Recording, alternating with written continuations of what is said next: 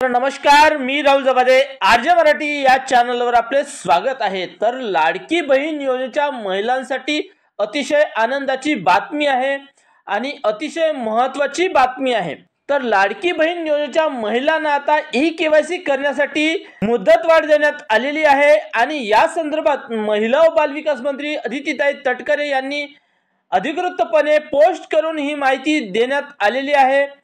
तर बघूया महिला व बालविकास मंत्री अदितीताई तटकरे यांनी काय माहिती देण्यात आलेली आहे आणि लाडकी बहीण योजनेच्या महिलांना ई-केवायसी करण्याची कधीपर्यंत मुदत देण्यात आलेली आहे। तर बघा, हे महिला व बालविकास मंत्री अदितीताई तटकरे यांचं अधिकृत फेसबुक पोस्ट आहे आणि या पोस्टमध्ये त्यांनी लाडकी बहीण योजनेच्या संदर्भात सविस्तर माहिती देण्यात आलेली आहे। तर बघा, मुख्यमंत्री माझी लाडकी बहीण योजना ई-केवायसी मुदतवाढ। माननीय मुख्यमंत्री श्री देवेंद्रजी फडणवीस साहेब, उपमुख्यमंत्री श्री एकनाथजी शिंदे साहेब, उपमुख्यमंत्री श्री अजितदादा पवार यांच्या नेतृत्वात मुख्यमंत्री माझी लाडकी बहीण योजना संपूर्ण राज्यात अतिशय यशस्वीरित्या राबवली जात आहे। याबाबत दिनांक 18 नोव्हेंबर 2025 पूर्वी सर्व लाभार्थ्यांनी ई-केवायसी प्रक्रिया पूर्ण करावी अशा सूचना यापूर्वी देण्यात आलेल्या होत्या, परंतु गेल्या काही दिवसात आपल्या राज्यात आलेल्या नैसर्गिक आपत्ती आणि इतर अडचणीमुळे मुख्यमंत्री माझी लाडकी बहीण योजनेतील अनेक पात्र लाभार्थी भगिनींना ई-केवायसी प्रक्रिया वेळेत पूर्ण करता आली नाही। त्याची मला पूर्ण कल्पना आहे। या अडचणीची गांभीर्याने नोंद घेत राज्य सरकारने एक अत्यंत महत्त्वपूर्ण निर्णय घेतला आहे। लाडकी बहीण योजनेच्या ई-केवायसी करण्याची मुदत आता 31 डिसेंबर 2025 पर्यंत वाढवण्यात आलेली आहे।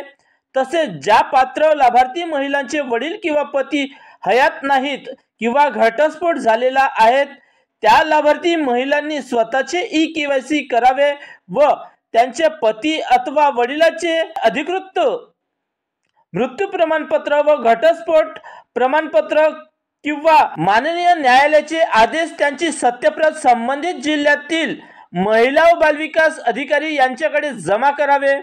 या निर्णयामुळे योजनेच्या लाभाची सातत्यता आणि अखंडितता कायम राहणार आहे। ज्या भगिनींनी अद्याप ई-केवायसी प्रक्रिया पूर्ण केलेली नाही, त्यांना विनंती आहे की त्यांनी या विस्तारित मुदतीचा लाभ घेत ही प्रक्रिया लवकरात लवकर पूर्ण करावी।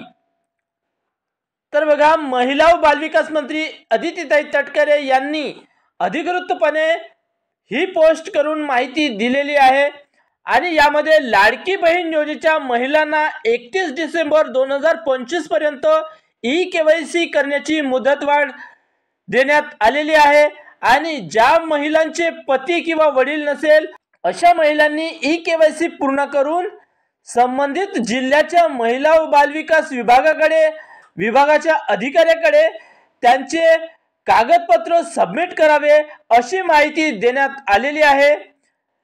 तर आशा करतो ही माहिती तुम्हाला आवडली असेल तर एक लाईक जरूर करा व असेच माहितीचे व्हिडिओ पाहत राहण्यासाठी आमच्या चॅनलला सबस्क्राइब करा। तर धन्यवाद। जय हिंद, जय महाराष्ट्र।